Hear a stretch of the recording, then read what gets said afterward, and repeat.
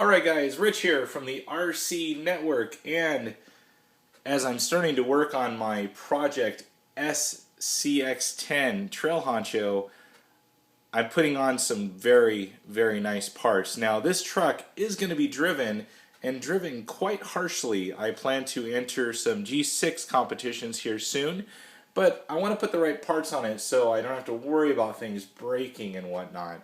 As you see before you, it would not be right on this truck to not include MIP's spline center CVD kit. Now these are both drive shafts that come off of that center transmission going out to the front and rear differentials. Now this is heavy duty stuff. It is model number 10145 and they call it the spline center CVD kit. This fits specifically the SC10 vehicles, so keep that in mind if you do plan to order these things.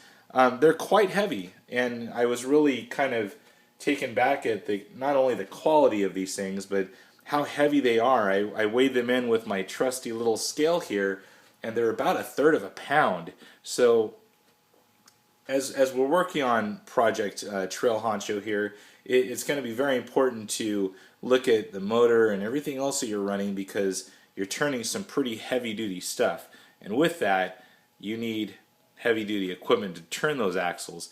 The best thing I want to point out with these particular CVD kits and pretty much everything that MIP makes, this is not only designed in the USA, it's using USA parts, pieces, steel, alloy, and it's also made here in the United States, actually all in one location out in Covina, California.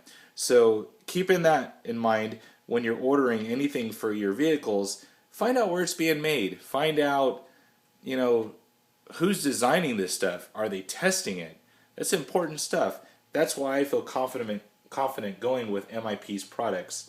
Now, I'm going to go ahead and get going on this. We're going to open this thing up. I'm going to start wrenching on the SCX10 and we'll go from there. Alright, we're back working on the SCX10 with the MIP spline center CVD kits. I've started to somewhat put the CVD kit together. Also, I wanted to bring to your attention, there's also this little supplement inside. Two things you'll definitely need to know is you need to have some sort of hobby grease or something to basically lubricate the inside of the spline shafts and also the CVD portion of it. And then also you will need some red Loctite to Loctite all of the grub screws that go with these MIP spline drives. So I've put one together. I've already greased it up, got everything Loctited, ready to go, and as you see here, some very nice quality. Sorry about all the grease there, but that's part of making these great drive shafts here. So all in all, really happy with the way these things have went together. They have really put some time and effort into making these, so definitely want to throw that out there. And here's a stock drive shaft from the SCX10. Now these are the same drive shafts that you'll find on most all of the Axial vehicles. They've worked in some metal portions right here, but if you look into the drive shafts, they are hollow. If you can see into there, both sides, all the way hollow. So that's the one thing that is kind of controversial on these drive shafts, is if you put some good amount of torque, you can end up having that center one, the splined one right here, collapse. So all in all, I think this is a very good upgrade.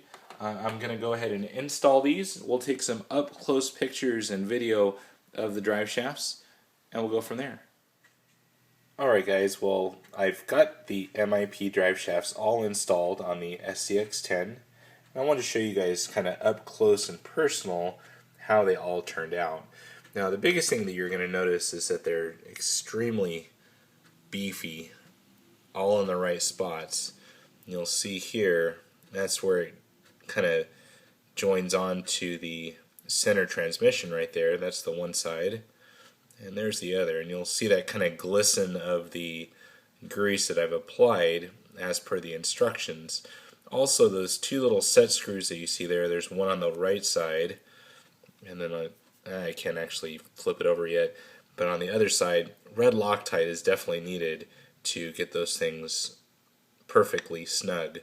I'm going to go ahead and drop down here so you guys can see where it drops onto the rear differential. And once again, you know, definitely a beefy setup. It's a solid steel, and I don't think these things are going to go anywhere. I'm going to go ahead and pan over here to the front drive shaft, going up to the front differential. You'll see that there as well. And then I'm going to go ahead and flip this thing over on its back, and we will see some of the articulation of those drive shafts. And you'll see here as I start to kind of mess with the suspension, those things are kind of going in all nice and easy. So very, very nice upgrade to the SCX10. I can't wait to get this thing out on the trail and doing some damage. There we go. Over and out.